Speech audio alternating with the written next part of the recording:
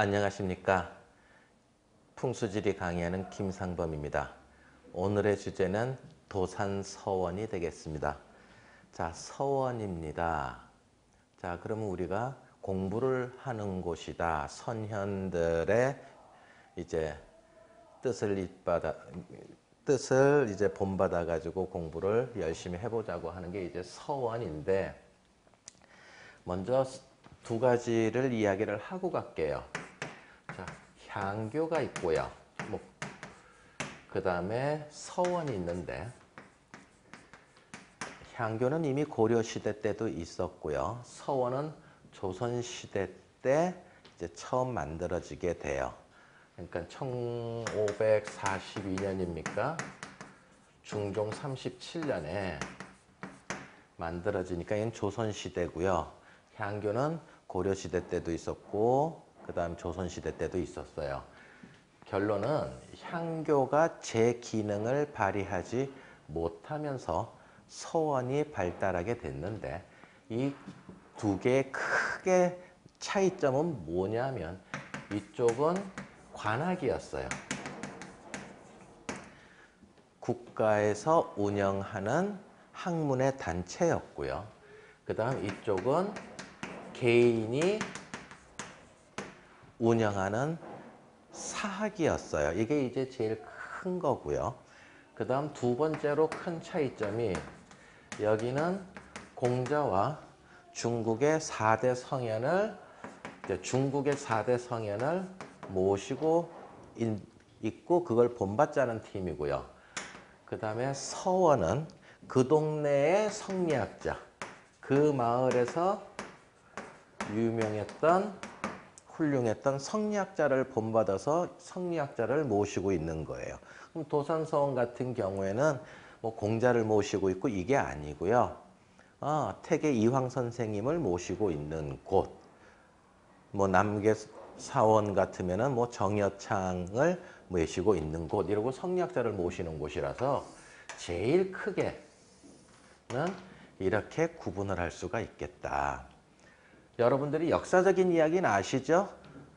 향교가 왜 쇠퇴하게 됐는지, 세조가 계유정난을 일으키면서 왕이 되면서부터 정당성, 정통성을 좀 한번 손실시키고, 나중에 연산군 때 이제 성균관까지, 향교 및 성균관까지 다 엉망이 되는 바람에 이쪽이 무너지게 되면서부터 서원이 등장하게 된 건 역사적인 사실이니까, 그는 역사 이제 글 자료 나와 있는 것들을 쭉 읽어보시면 되는 거고요. 저는 여러분들하고 이제 풍수를 이야기할 거니까 이제 풍수를 가지고 이야기를 해볼게요. 자, 서원입니다.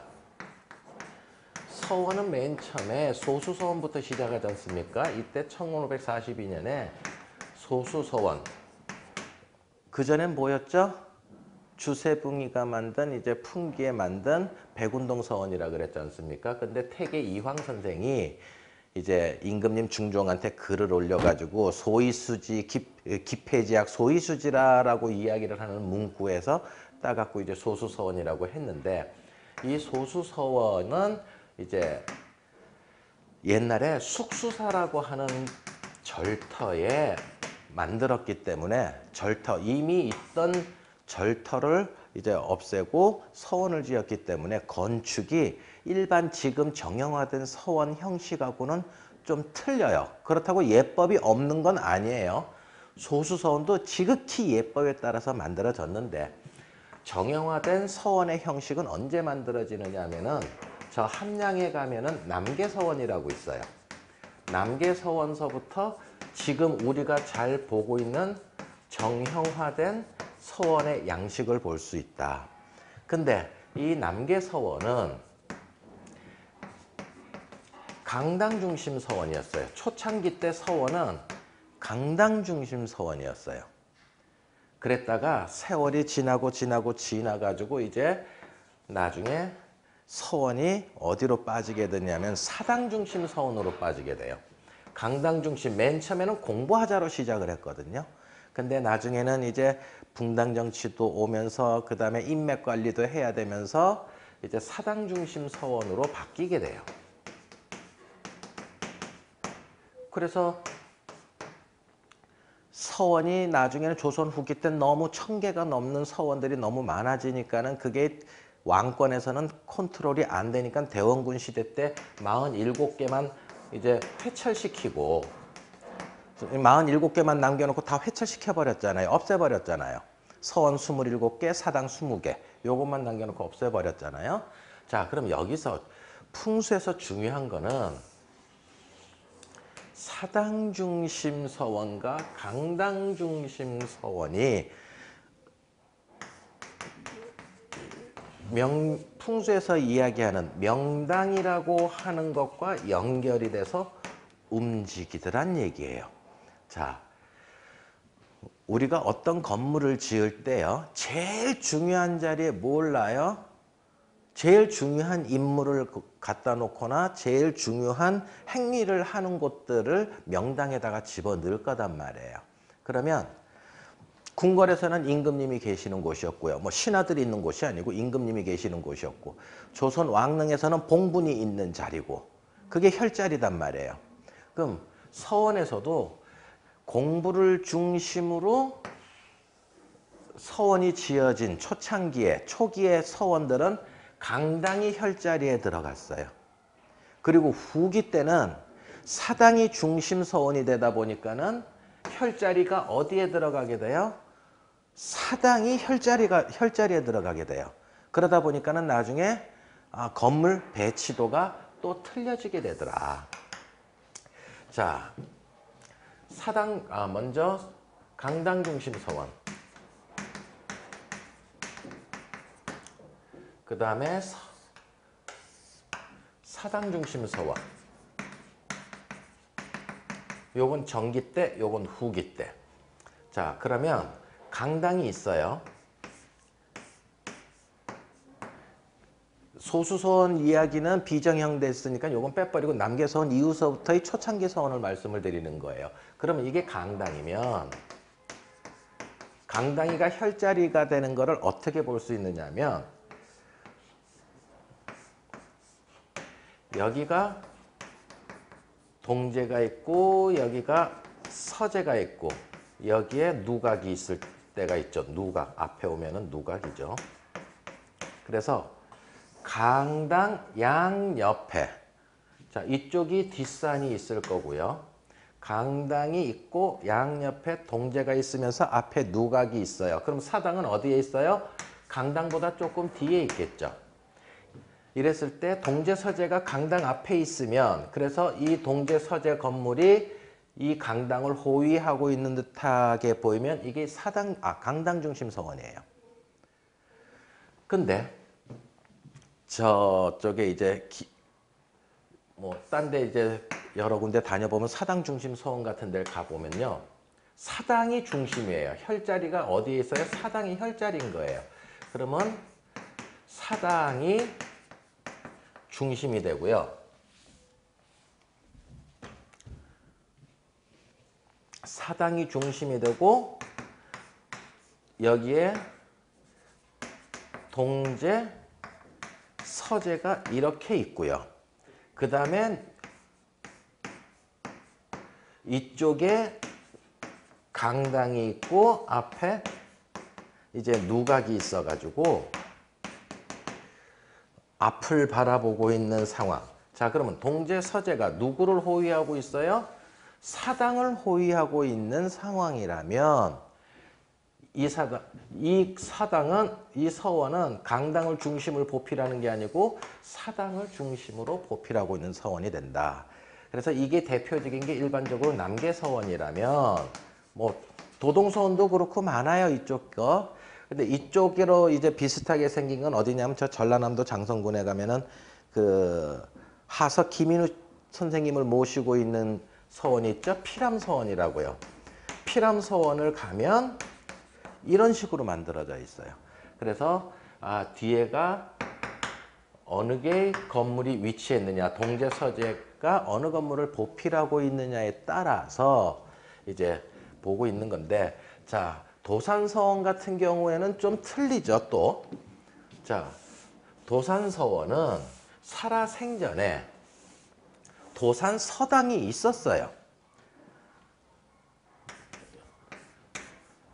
여기에 도산서당이 있는 상황이었어요. 그럼 여기는 지금 그분이 태계 이황 선생님이 살아생전에 거주하시면서 제자들을 길러낸 곳이단 말이에요. 그랬다가 나중에 이제 뒷산이 여기 있겠죠. 그럼 도산서당 이 뒤편에 돌아가신 다음에 기념하기 위해서 도산서원을 나중에 만들게 되는 형식이 취하게 돼요. 그럼 여기서는 뭐 기본적으로 딱딱딱딱 강당 중심 서원으로 만들길 하는데 요 도산서당 때문에 여기에 건물 배치가 또 틀려지는 문제들도 생기게 됩니다.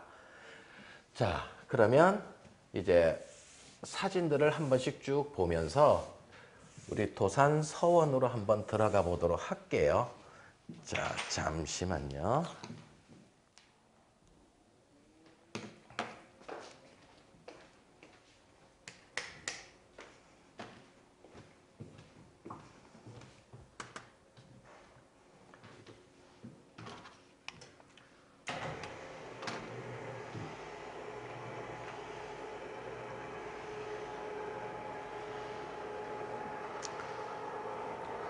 이제 보이게 될 사진이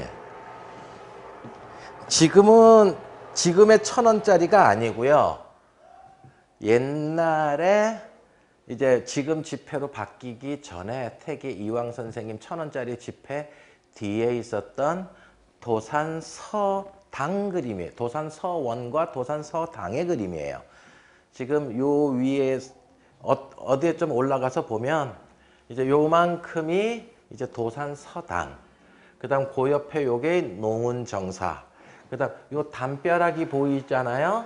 이 담벼락 뒤쪽으로 위쪽으로가 전부 다 도산서원이에요. 그래서 이거는 살아 계실 때 만들어진 거고요. 요건 돌아가신 다음에 만들어지게 되거든요. 저 뒤에 있는 게 정교당이고요. 예.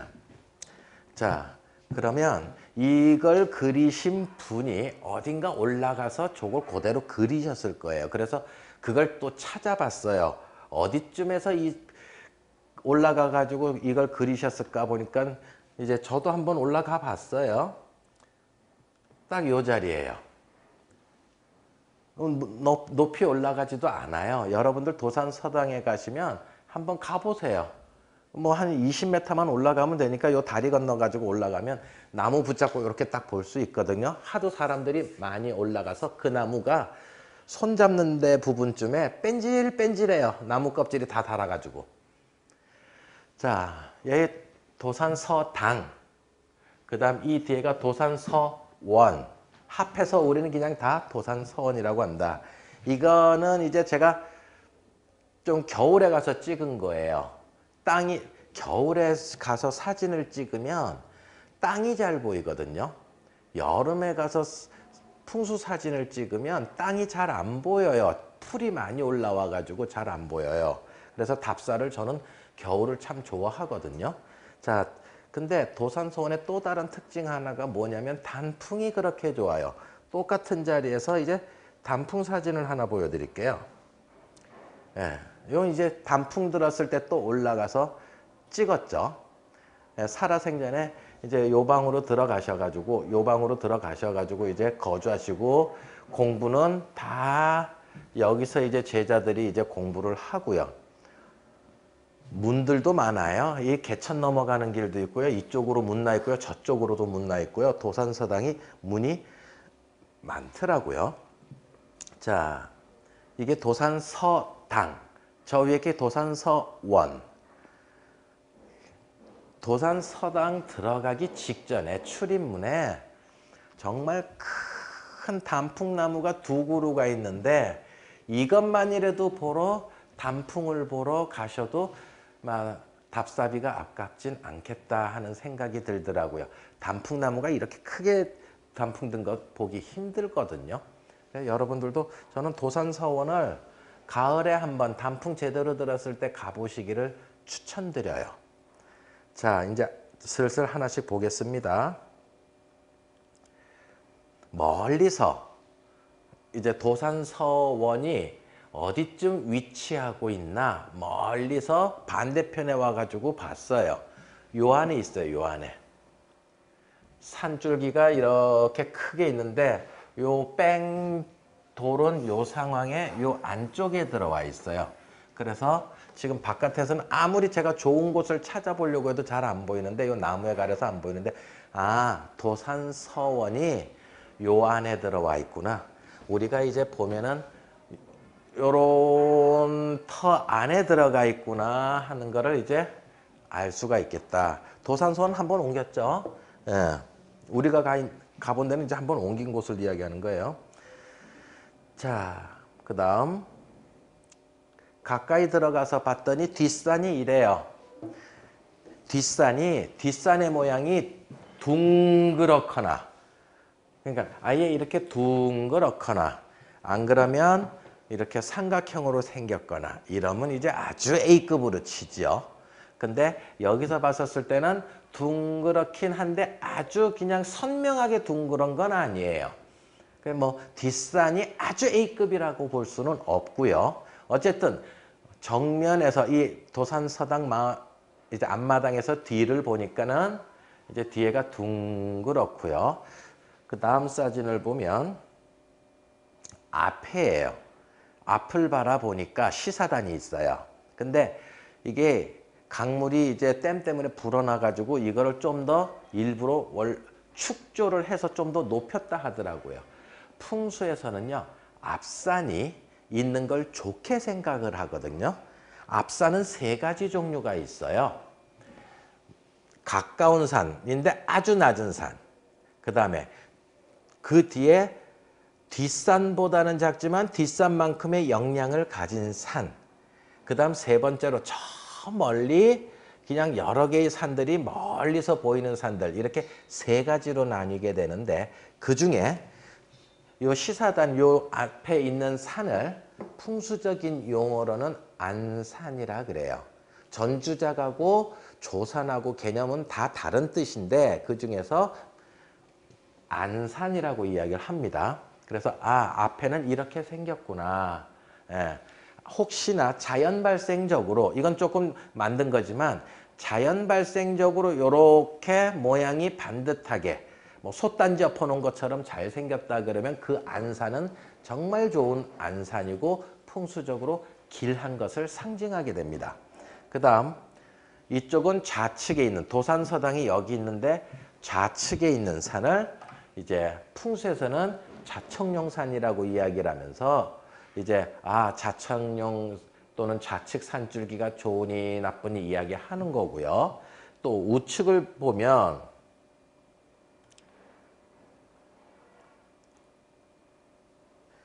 우측을 보면은 이쪽에서 산줄기가 또 이렇게 쭉 오는데 우측 산줄기도 또 어떤 모양이면 좋겠다. 풍수적으로는 또 그렇게 이야기를 해요.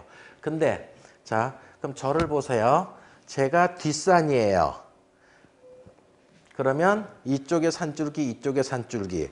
앞에 아까 시사단처럼 자그마한 산 있어요. 그러면 서원을 기준으로 그 안에 들어간 서원을 기준으로 뒷산이 되고요.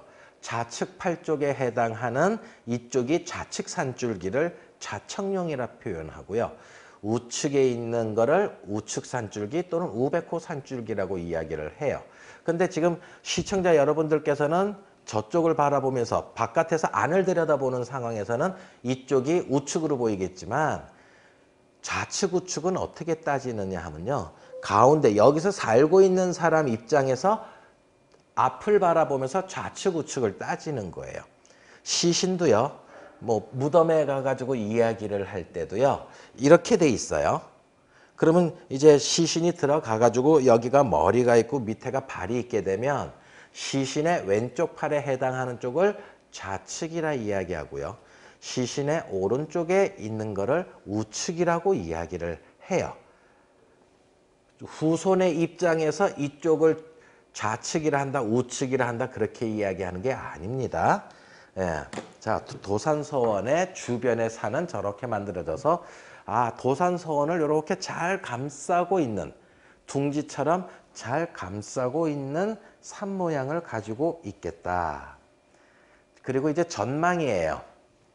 요 앞에 요게 시사단이 안산이라면 저 멀리 있는 산들은 이제 안산이라고 보면 되겠다. 시사단 쪽에 약간 왼쪽 편을 제가 사진을 찍은 거고요. 그 다음에 또 저쪽 편을 보면은요. 또 저쪽 편은 저쪽 편대로 이러고 쭉 감싸고 있어요. 그래서 하도 산이 그렇게 큰 기복 없이 큰 기복이 없이 이렇게 기복이라는 건 솟았다 내려갔다 솟았다 내려갔다는 건데 그런 것이 없이 이렇게 평평하게 둘러싸여져 있는 산줄기를 도산서원은 앞산으로 갖고 있다. 자, 이제 안으로 들어가 보겠습니다. 이제 앞마당에서 딱 들여다보는 거예요. 그래서 출입문을 이제 쫙 해서 들어갔어요. 그럼 그 다음에 또 안으로 들어가서 보면 이제 안에 이렇게 생겼어요. 여기가 이제 도산 서당이고요. 이쪽이 이제 도산 서당이고 요 담벼락 뒤에서부터 요 문 하나 더 있죠. 진도문이라고. 요 진도문 안쪽으로 더 들어가면 이제 도산 서원이 됩니다. 자, 모형도를 이제 한번 거기 박물관 가가지고 이제 찍었어요. 모형도를 봤을 때 요게 도산 서당 살아있을 때, 그 다음에 농운정사 여기까지가 이제 밑에 거, 저 위에 거 서원. 자, 다음 사진을 보면 자 요렇게 되겠죠. 그 다음 요게 서원의 제일 큰 건물 강당이에요. 전교당이라 그래요. 전교당에서 요게 사당이고요. 제일 중요한 건물, 서원에서 제일 중요한 건물은 딱 두 개잖아요. 하나는 강당, 하나는 사당. 근데 여기서는 동제가 여기 있고 서제가 여기 있으니까 동제와 서제가 누굴 감싸고 있어요? 강당을 감싸고 있으니까 아까 여기서 이야기했었을 때 강당 중심 서원이 되는 거예요. 사당을 감싸고 있으면 뭐라고요? 사당 중심 서원이라고 그랬잖아요. 근데 여기서는 강당 중심 서원이고 여기서 요렇게 딱 들어가면은 요게 이제 사당 들어가는 문. 그 다음에 이제 안이 이제 사당이에요. 그 다음에 또 볼만한 게 여기가 장판각이요. 장판각. 책을 모아 놓은 곳이요. 책을 모아 놓은 곳은 옛날에 도서관과 같은 역할을 하죠. 그럼 아주 중요한 건물이죠. 장판각이라고 하는 거는요. 그 다음에 요 뒤로 가면은 여기가 뭐냐 하면은 제사 지낼 때, 사당에서 제사 지낼 때 음식을 놔두는 곳이에요. 밑에서 이제 음식 해가지고 올라가가지고 여기서 마무리 정리해가지고 착! 이제 음식 갖다 놓는 전사청이에요. 그래서 장판각이 여기 있고 전사청이 있는데 사당 중심 서원에서는 뭐가 더 중요할까요? 글 공부하는 게, 강당 중심 서원에서는 뭐가 더 중요할까요? 도서관이 더 중요하죠. 그래서 요걸 조금 더 유심히 봐주시면 되겠다. 자, 도산서당, 전교당, 강당이에요. 자, 다시 이제 요렇게 생긴 집이고요. 요건 이제 아궁이 불 때려 들어가는데, 여기서 공부해가지고 정말 삼정승 육판서들이 궁궐에 출입하는 사람이 기라성 같은 사람들이 50몇 명이 나왔다 그러죠. 54명인가 몇 명인가. 예, 요 텐마루에서 텐마루가 모자라가지고 여기다 또 덧댔어요. 공부 더 많이 하도록. 예, 그것도 이제 그 후배들이 이제 돈 모아가지고 이제 사비로 공금을 사용한 게 아니고요. 사비로 이제 다 만들어가지고 공부 열심히 했던 팀이다. 근데 그럼 여기 이제 도산서당이 있겠죠. 도산서당에서 잘 보면요. 이 뒷마당이 비워져 있어요. 많은 분들이 이 뒷마당이 있는지도 잘 모르거든요. 도산서당에 뒷마당이 있어요. 아무것도 안 갖다 놨어요. 여기서 요렇게 담벼락인데 요 뒷마당은 하나도 안 뭐 아무것도 설치 못하고 들어가지도 못하게 해놨어요. 왜 그랬을까요? 하는 거예요. 우리나라는 풍수를 믿었던 민족이에요. 그러다 보니까 뒷산줄기가 좋은 산줄기가 들어와야 된다라고 생각을 했기 때문에 뒷산줄기가 또 훼손이 되면 안 됐기 때문에 뒷산에는 이 건물의 뒤에 들어오는 산줄기에는 아무것도 갖다 놓지 않고 보존을 하려고 했어요. 그게 우리 양반집 가문에서도 나타나고 궁궐에서도 나타나고 그 다음에 조선 왕릉에서도 나타나고 다 나타나요. 뒷마당 그대로 놔두는 거예요. 자, 이건 양동마을의 서백당이라고 하는 집이에요. 자, 여기가 앞이 서백당이라는 집이고요. 여기가 들어가는 문이에요. 여기서 이렇게 들어가요. 그래서 가깝게 이 집에 들어가고 눈에 보이는 이 부분은 사랑채고요. 이쪽이 사당이고요. 이쪽이 뒷마당 넓게 만들어져 있어요. 뒷마당이 그 정도 크기면 50평까지는 안 되더라도 한 50평 될라나? 집을 앞으로 빡 당기고요. 뒷마당을 넓게 만들어 놨어요. 사당 옆에. 저거를 한번 그림으로 그려봐 드릴게요. 불 좀 켜고요. 제가 다음에 양동마을을 또 설명할 기회가 있으면 서백당에 대해서 자세히 또 설명을 해드리겠는데 저 집을 보면요.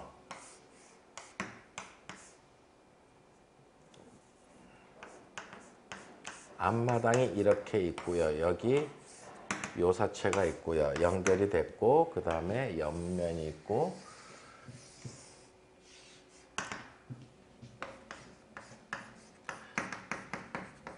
사당이 있고요. 여기 안채가 있고요. 여기 사랑채가 있어요.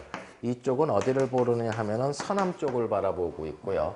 이쪽은 동북 쪽이에요. 동북 쪽에서 서남 쪽을 바라보고 있는 집인데 집이 이렇게 나눠져 가지고 여기가 앞마당, 사랑채에서 이쪽 바라보고 있기 때문에 여기가 앞마당, 여기가 안마당, 여기가 옆마당, 우물 있고 그 다음 장독대 놓는데요. 그 다음 여기가 뒷마당, 그 다음에 여기가 사당마당이 되겠죠. 그래서 마당이 지금 기본적으로 5개인 집이에요. 그 중에 안채로 들어오는 좋은 산줄기 기운을 받겠다고 뒷마당을 이만큼 남겨놓은 것이 저 서백당인 거예요. 서백당 사진 한번 다시 볼게요. 뒷마당을 크게 비워놨다. 다음 사진을 보면 여기는 내나 양동마을의 향단이라고 하는 집이에요. 들어가는 문이 어디 있느냐면 이쪽으로 들어가요. 이쪽으로 들어가서 이게 본체고요. 그 다음 앞에 여기 요사채라고 해야 되나요? 이제 하인들이 쓰는 거 행랑채요. 그 다음에 요 중문이고 대문이고 그래서 들어가서 중문에서 올라가서 사랑채 올라가고 이러는 거거든요. 그럼 요 앞이 대문 들어가서 여기 있는 데가 앞마당. 그 다음에 요건 중간에 있는 마당, 그 다음 사랑채 있는 마당, 이 뒤에가 뒷마당이에요.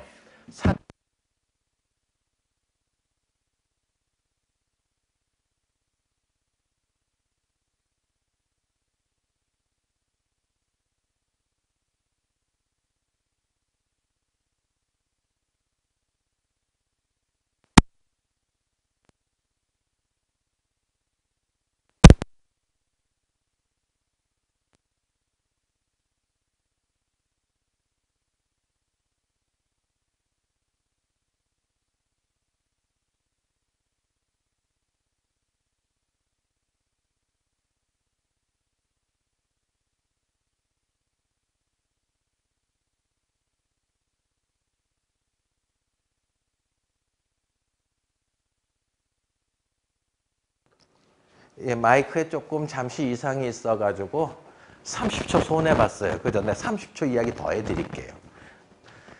자, 그래서 뒷마당을 중요하게 여긴 이유는 산줄기 보호였다. 자, 그러면 다시 한번 칠판 쪽으로 와서 한번 볼게요. 자, 우리가 예를 들어서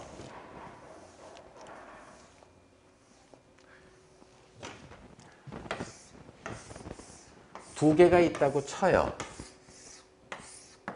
그러면 여기가 지대가 높다. 여기가 지대가 높다. 그 다음 여기가 지대가 낮다. 여기가 지대가 낮다. 근데 이쪽에 앞에 도로가 이렇게 있어요. 그러면 이쪽으로 이제 건물을 내겠죠. 그럼 현대에서는 여기다가 집을 짓고 앞마당을 쓸 건지, 중간에다가 짓고 앞마당을 쓰고 뒷마당도 쓸 건지, 앞에다가 앞마당을 쓰고 뒷마당을 쓸 건지 1, 2, 3일 때 현대에서는 어디서 써요? 1번에다가 써요. 그리고 앞마당을 넓게 써요. 뒷마당 거의 필요 없어요. 왜요? 땅줄기를 현대적인 개념에서는 땅줄기를 굳이 구분할 필요가 없기 때문이다. 땅줄기가 하나도 안 중요하다 생각을 하니까 뒷산이 이 바로 뒤에가 산줄기가 훼손되든 상관없이 앞마당 쓰겠다라는 논리를 갖게 되는 거고요. 그 다음 중간에 있는 게 뭐예요? 이 가운데 딱 있는 게 이게 궁궐이에요. 앞에 앞마당도 써야 되고 뒤에 신하들도 그 궁녀들이나 그 내원들 있죠? 내원을 배치를 해야 되기 때문에, 그리고 가운데 있기 때문에 그걸 뭐라 그래요? 중궁이라고 하잖아요. 중궁전. 예. 그래서 궁궐은 가운데 있게 되고요. 그 다음에 양반집들은 뒷마당을 많이 쓰기 위해서 옛날에 양반들은 앞마당을 좁게 썼었다. 저 같으면 제가 컨설팅을 가면 그래요. 뭐 전원주택 컨설팅이나 어디를 가게 돼서 제가 직접 설계 도면에 참여하게 될 때가 있을 땐 뒷산줄기가 좋으면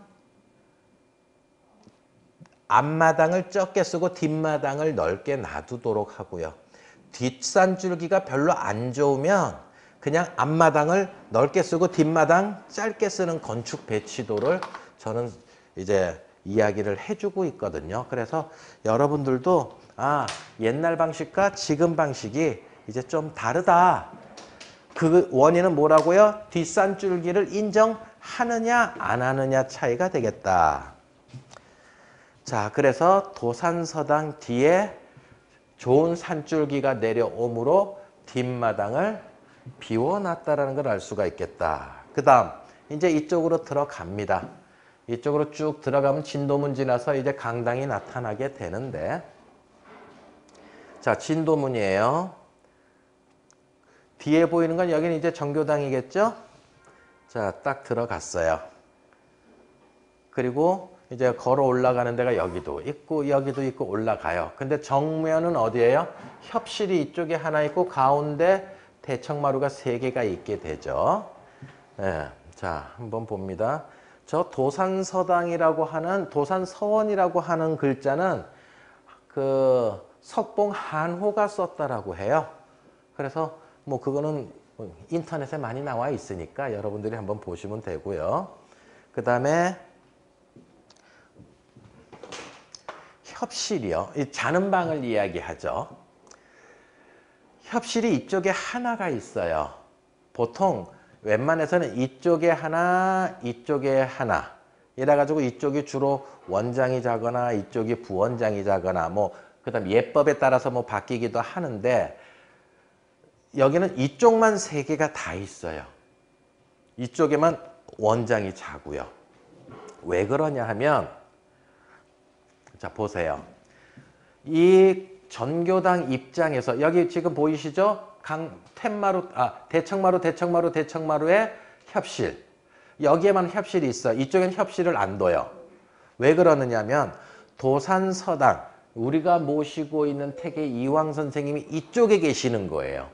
그래서 감히 여기서 바라보았을 때는 이쪽에 있다 보니 이쪽에서는 공부하는 공간을 만들고요. 잠은 이쪽에 반대편에 와서 자게끔 하는 거예요. 어디 감히 택의 이황 선생님을 모시고 이쪽 편에서 잘 수 있겠느냐 하는 거죠.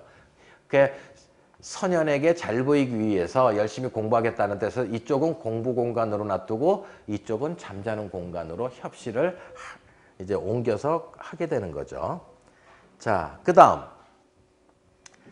소수서원하고 그 다음에 여기 도산서원하고의 큰 차이점이 있는데, 자, 이 전체에서 제일 중요한 건물이 뭐였을까요? 이것 때문에 만들어졌잖아요. 도산서당 때문에.